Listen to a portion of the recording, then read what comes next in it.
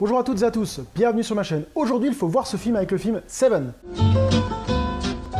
Le film Seven est un film américain dans le style thriller policier produit par David Fincher et scénarisé par Andrew Kevin Walker. Ce film est sorti en 1995. Alors dans ce film, on y retrouve des acteurs connus comme Brad Pitt dans le rôle de l'inspecteur David Milsett et Morgan Freeman dans le rôle de l'inspecteur William Somerset. Bon, je vais pas m'étendre sur la carrière de David Fincher, le réalisateur, mais il a fait pas mal de bons films, comme Fight Club par exemple, Zodiac ou encore Gone Girl. Pour ne citer que cela, il en a fait d'autres. Quelques petites infos sur ce film. Alors ce film était un bon succès lors de sa sortie. Il a récolté environ 327 millions de dollars et il y a eu de bonnes critiques au niveau du public et aussi de la presse spécialisée. Alors le titre du film, Seven, vient du chiffre 7, qui est un peu le cœur du film. Si on regarde bien, si on analyse un peu pas mal de choses, le film se déroule sur 7 jours. L'inspecteur Somerset prend sa retraite 7 jours plus tard. Et le film a été tourné par les 7 péchés capitaux. Donc c'est vraiment axé sur ce chiffre. Et le film a été tourné aux États-Unis, en Californie et en Pennsylvanie. Pendant le tournage de ce film, Brad Pitt s'est carrément cassé le bras. D'ailleurs, c'est pour ça que sur certaines scènes, on s'aperçoit qu'il a un plâtre. Et c'est un vrai plâtre, il s'est vraiment pété le bras, quoi. Et le réalisateur a été obligé de modifier carrément certaines scènes et aussi le scénario pour pas prendre trop tard sur le film et se dire bon, on l'intègre au film. Pour le rôle principal de ce film, il y a eu Denzel Washington qui avait été demandé pour le rôle qu'occupe Morgan Freeman, le rôle de l'inspecteur Somerset. Mais il avait décliné l'offre, il avait dit qu'il trouvait le scénario un peu trop classique. Mais après avoir vu le film, il s'en est mordu les doigts, il dit « Ah là, j'ai loupé un très bon film ». Mais à y réfléchir, Denzel Washington, par rapport à Morgan Freeman, jouer le rôle d'un vieux flic un peu sage, non, ça n'aurait pas été à Denzel Washington pour moi. Ou il l'aurait fait peut-être vieillir avec du maquillage, mais autrement non. Un autre truc important aussi dans le film, sans faire de spoil, la fin est complètement modifiée par les studios de production, car à l'époque, ils avaient visionné le premier jet, ils avaient dit non mais attendez, vous rigolez, on peut pas faire une fin comme ça. Et ils pensaient que le public n'accrocherait pas, et David Fincher et même Brad Pitt ont été obligés de forcer la chose pour garder la vraie fin qu'on connaît au cinéma. Et heureusement qu'ils l'ont gardée, parce que quelle fin, sans rentrer dans le spoil. Alors parlons un peu de l'histoire de ce film. L'inspecteur David Miles, alias Brad Pitt, vient d'emménager en ville. Il prend ses nouvelles fonctions d'inspecteur affecté aux homicides. Le capitaine lui demande directement de faire équipe avec William Somerset, alias Morgan Freeman, qui est à 7 jours de la retraite. Il doit lui montrer les ficelles du métier pour qu'il puisse prendre la relève quand il sera en retraite. Et donc les deux inspecteurs sont chargés d'une enquête. Chacun de ces meurtres sont un peu étranges et surtout très très glauques. Les deux inspecteurs vont devoir mettre tout en œuvre et surtout utiliser leur expérience, surtout pour Morgan Freeman, pour résoudre cette enquête et pour réussir à arrêter le meurtrier. Je m'arrête ici pour l'histoire, pour éviter ceux qui ne l'auraient pas vu et je ne voudrais pas vous gâcher le visionnage de ce film, qui serait vraiment très dommage. Alors pourquoi voir ce film ? Le film est vraiment bien réalisé, un scénario qui tient bien la route, les scènes de meurtre sont vraiment bien foutues, la mise en scène est bien faite avec une ambiance un peu vraiment sombre, dégueulasse, donc âme sensible, bien s'abstenir. Bien sûr, les acteurs sont bien choisis, chacun joue vraiment son rôle à la perfection. Mention spéciale à Morgan Freeman, que j'ai vraiment adoré dans ce film. L'acteur joue vraiment un rôle... vraiment bien, quoi. Et aussi, le rôle du tueur, que je ne citerai pas ici, je ne dévoilerai pas l'identité du tueur, vraiment bien joué aussi, j'ai trouvé. Je vous conseille ce film si vous aimez les ambiances un peu noires, un peu morbides, avec une bonne intrigue. Et avec des meurtres assez tordus et assez perchés. On passe un bon moment à visionner ce film. Pour ceux qui n'ont pas vu le film, je vous dis au revoir. Pour les autres, restez, on rentre en zone spoil. Zone spoil, je vous aurais prévenu, si vous avancez après la vidéo de ce film, vous serez spoilé, donc vous allez gâcher tout votre visionnage. Alors j'ai vraiment bien aimé ce film pour plusieurs raisons. Déjà, l'idée des meurtres. J'ai trouvé cela vraiment bien pensé, les 7 péchés capitaux. J'ai trouvé ça, l'idée vraiment très très bonne.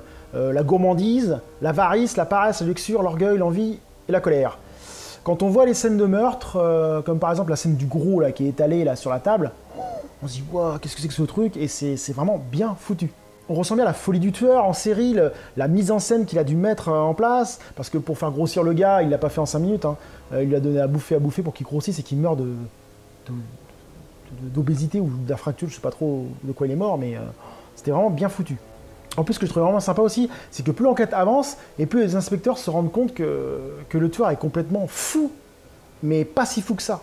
Que c'est un être hyper intelligent, mais qui est complètement dérangé, et que ça va être très compliqué de l'attraper, quoi. Et ça va être vraiment dur de le choper, car il s'aperçoit que c'est pas un simple tueur lambda, c'est un tueur un peu à la Dexter, très intelligent, qui arrive à maîtriser pas mal de choses. Un autre point hyper important que j'ai trouvé vraiment bien dans ce film et qui apporte énormément de choses au film, c'est l'ambiance du film. L'ambiance de ces villes fictives, parce qu'elle est fictive, à aucun moment ils disent le nom de la ville, elle est vraiment bien foutue, elle est dégueulasse, il pleut tout le temps, elle est mal famée, il y a pas mal de délinquance, c'est vraiment une ville... Ah, on n'a pas envie d'y vivre, quoi, faut être honnête, hein. Vivre dans une ville comme ça, moi je dis non. Ce que j'ai vraiment bien aimé aussi dans ce film, c'est le choc des générations entre l'inspecteur jeune, fougueux, qui croit tout savoir du métier, qui dit ouais, moi j'ai fait ci, moi j'ai fait ça, et Morgan Freeman qui parle peu, mais qui est très fort, qui est très sage, qui a des ficelles un peu partout, qui a l'expérience du métier. Et j'ai trouvé que c'était vraiment bien réfléchi de mettre les deux personnes en cohésion, en fait. Et grâce à eux deux, ils arrivent à former quelque chose qui est vraiment énorme, quoi. Un autre acteur aussi apporte une grosse touche à ce film, c'est le tueur, alias Kevin Spacey, qui n'est pas mentionné nulle part, il n'est pas mentionné au début générique, il est mentionné qu'à la fin. Et ça, je trouvais que David Fincher avait vraiment bien géré, parce qu'on s'y attendait pas, on savait pas qui était le tueur, et à la fin on fait BOUM Kevin Spacey. Waouh, on se prend un twist dans la tronche, et j'avais trouvé ça vraiment bien foutu. Une scène que je trouvais excellente justement, c'est la scène où quand il arrive dans le... comment ça s'appelle, dans le commissariat, avec plein de sang, il fait... Inspecteur, inspecteur, il commence à gueuler et il leur prouve que s'il n'était pas venu se rendre, je suis pas sûr qu'il l'aurait chopé, pour montrer que c'est bien lui qui contrôle son meurtre, quoi. Il fait ce qu'il veut. Et juste après, quand Kevin Spacey et Brad Pitt et Morgan Freeman partent en voiture pour voir Le Dernier Péché, cette scène-là, elle est juste mythique. Cette scène-là où Kevin Spacey débite des trucs ahurissants aux deux inspecteurs en leur expliquant pourquoi il a fait ça et tout. Oh, cette scène-là, j'ai trouvé vraiment énorme. Le jeu d'acteur est vraiment... Préférez, si vous pouvez le regarder en VO, ça apporte encore plus de choses, mais c'était vraiment énorme, quoi. Et bien sûr, j'ai gardé une de mes scènes préférées pour la fin, la scène finale, qui est le deuxième twist de ce film, qui est juste marquante, choquante. La scène... Enfin, le dernier meurtre, le dernier qui est péché de la colère...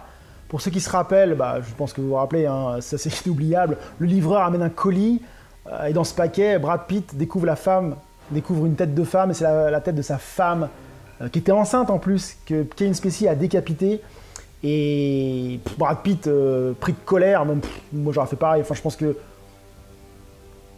honnêtement, qui sur Terre, qui a une femme et un enfant, qui sait qu'il va avoir un enfant, il a le tueur devant lui, il a un flingue dans la main, qui sur Terre est capable de dire non, c'est la justice qui va le tuer, qui va le juger, moi je ne fais rien. Moi je prends le flingue direct, boum, je le défonce le mec. Hein. C'est humain, voilà, c'est humain, on ne peut pas faire autrement je pense. Je pense même la personne la plus stable, la plus logique du monde, la plus zen, on vient de tuer ta femme, qui était enceinte de ton fils, non, fini quoi. Moi, c'était obligé. Et je trouvais ça vraiment bien réalisé. On voit la puissance de Brad Pitt qui s'énerve. Il hésite quand même. Il a le flingue. Morgan Freeman essaie de le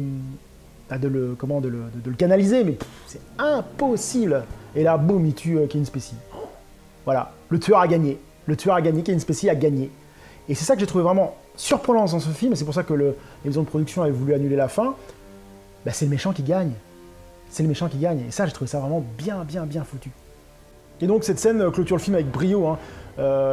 Quand j'avais vu cette fin pour la première fois, je suis resté scotché, hein. Même après le générique, j'étais assis... Enfin, non, j'avais pas été voir au cinéma, celui-là, j'avais vu en VHS, j'étais assis, j'avais fait, waouh, putain, waouh, la fin, quoi. Waouh, truc de ouf, ça m'avait vraiment marqué. Et il est clair que j'ai revu ce film avant de faire cette vidéo, cette scène-là m'avait remarqué, je la connaissais par cœur, enfin, je me rappelais exactement comment elle s'était passée. J'ai toujours vraiment apprécié de revoir ce film. Hein. Pour moi, c'est un film qui fait partie des films incontournables, des cultes des années 90. Il faut voir Seven, voilà, c'est un film culte. Alors pour ceux qui voudraient approfondir l'univers de Seven, je vous conseille cette petite BD. C'est une BD qui reprend le préquel du film, et qui vaut assez le détour, hein, je vous la conseille. Elle m'a bien plu. J'espère que cette vidéo vous a donné envie de revoir ce film, et je vous dis à bientôt sur ma chaîne. Salut!